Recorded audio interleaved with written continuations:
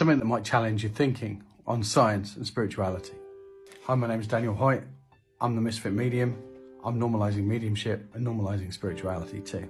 Now, as an evidential medium, it's my job to prove to people the survival of the soul by providing evidence, that is, unique things, specific things that will connect the person I'm reading to their loved one in spirit. I've been asked the question here if I disagree with Professor Stephen Hawking's theory about there being no afterlife. He says it flies against everything that science stands for.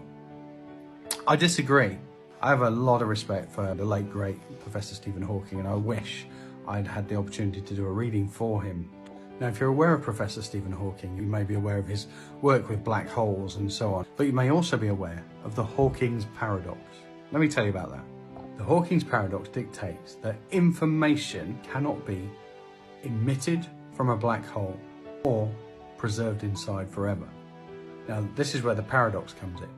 You see that the first law of quantum physics dictates that information, i.e. energy, cannot be destroyed.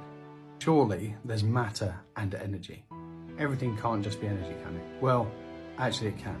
You see, the first law of quantum physics states that the boundary between matter and energy is not always in the sense of stability, or is it finite?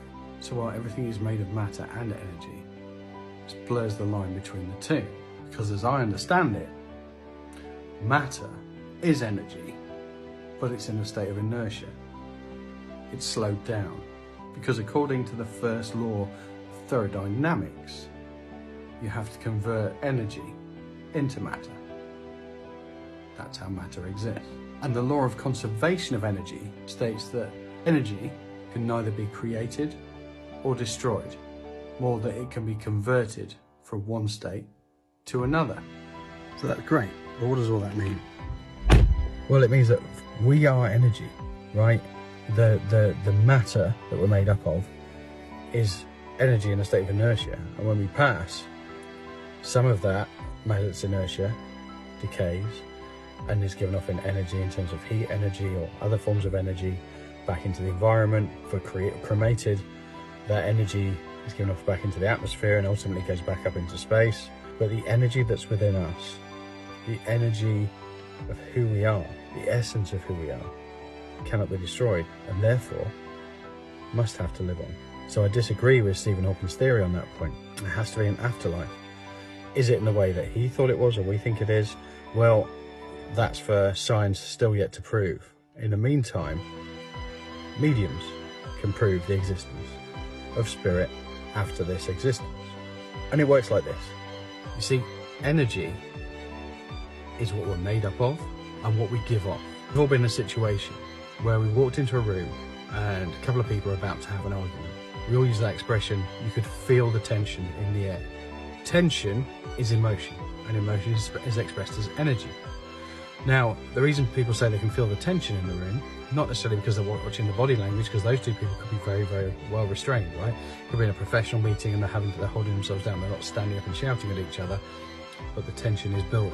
Even though the body language may say something else, you can feel it, right? You are reading the situation, and that is why a reading from a psychic or a medium is called a reading. We're reading the energy.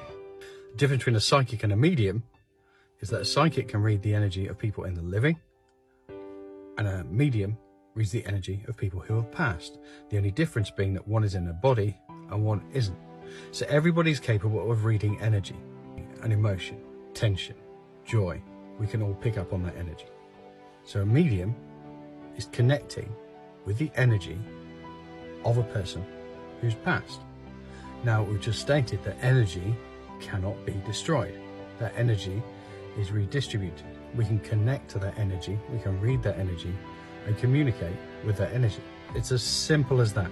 So, if you want to find evidence about an afterlife, talk to an evidential medium. I hope that helps, answers the question. I look forward to meeting you in the comments. I can follow for more.